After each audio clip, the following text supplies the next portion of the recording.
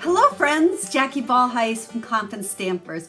I have an easy technique to share with you today. Now if you've followed me for a while, you know I don't really do a lot of techniques and I'm all about making quick and easy cards.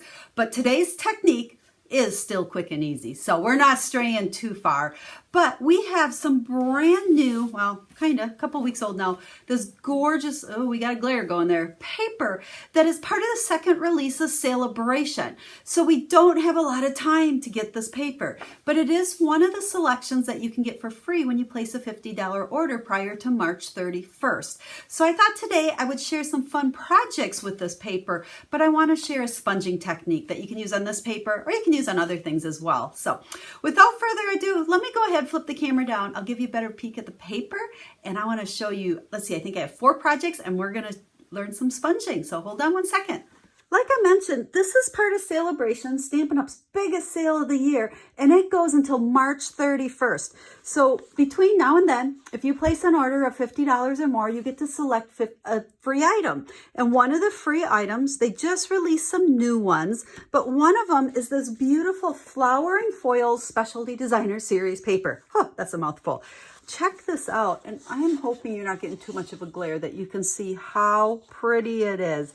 It has some copper embossing and some silver embossing, and 2 of them is kind of mixed. This one's more copper and then this one's more silver.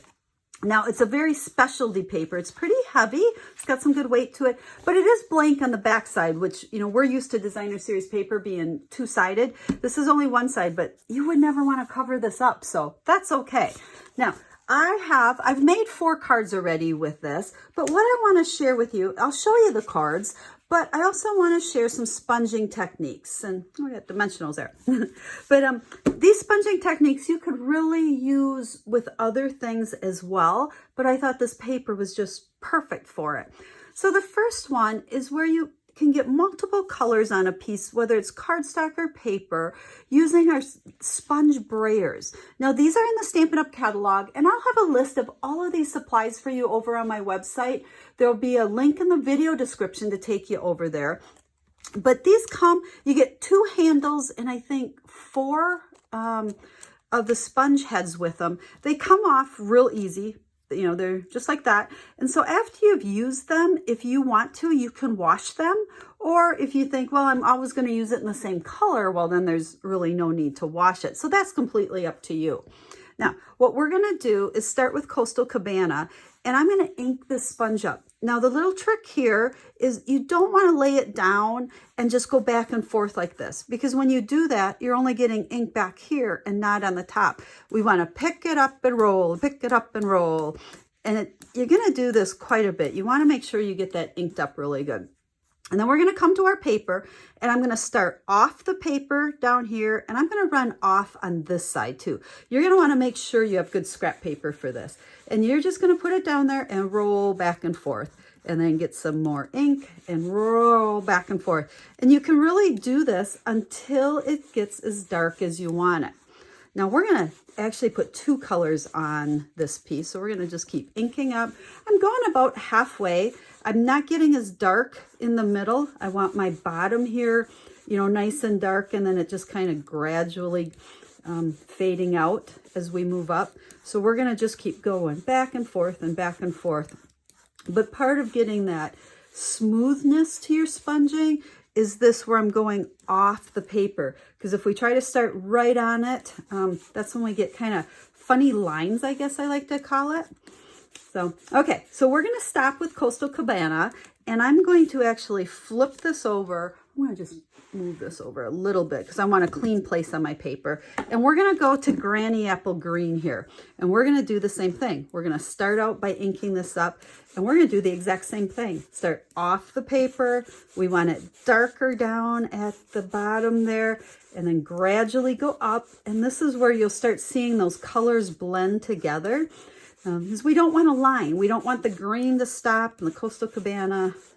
So we're just going to kind of keep blending them. And then if you feel like you want more of Coastal Cabana, you can come back and we can just kind of keep going until we get the color that we want on there.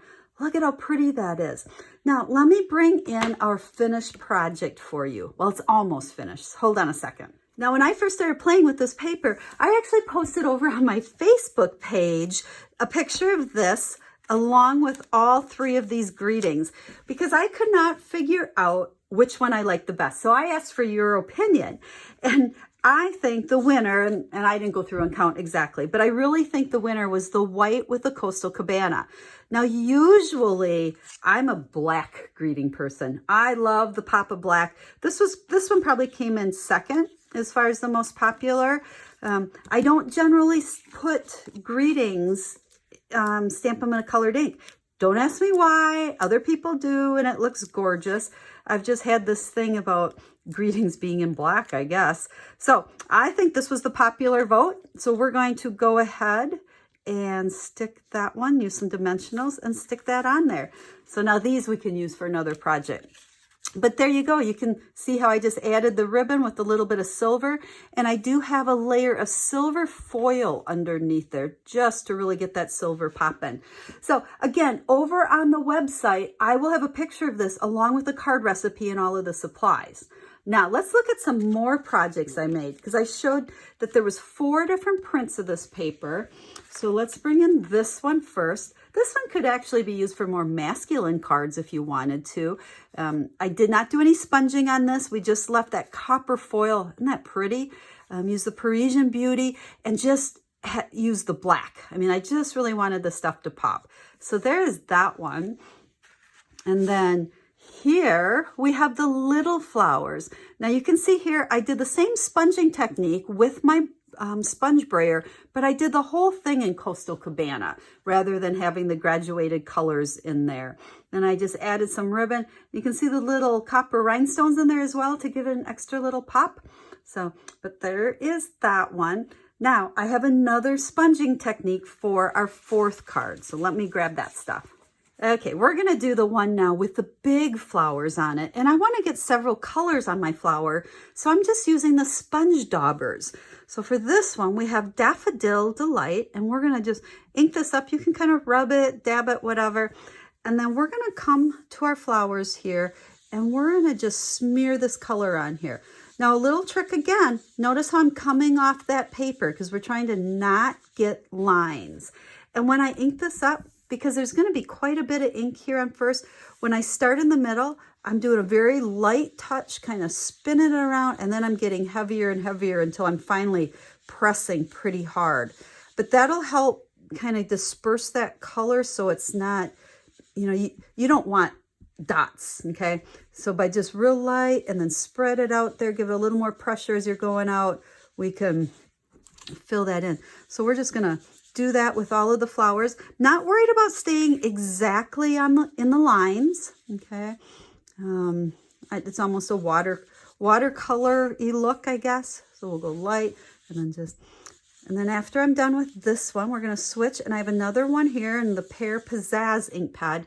Now these also, you can wash them, or when you're done with them, you can, try to smear out all the color. And a lot of times if you just use them in the same tones of colors, you don't have to worry about the colors mixing. So then with the green, again, I'm using a real light touch at first, and that'll help stay a little bit more in the lines. Okay, it's kind of a small area, but we're just going through, and you can get this color as light or as dark as you want by, building it up, keep adding more color, keep sponging more on there. But we'll just kind of finish this up here for you. But isn't that pretty? And those flowers, you could do any color. But look at how pretty that turns out, and look at the shine on there. So here's my finished one. I just added a greeting. Here we are. I'm all about that black, but I think the black really works to really pop on there.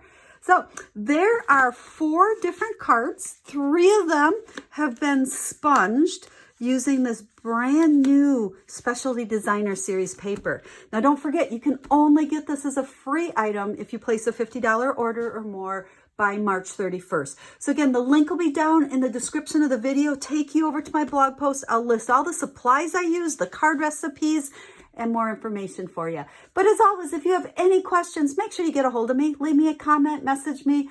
I love to help people learn or continue to make and send quick and easy cards. So even though this was a technique, it wasn't really that messy, even though I did get a little ink on my hands.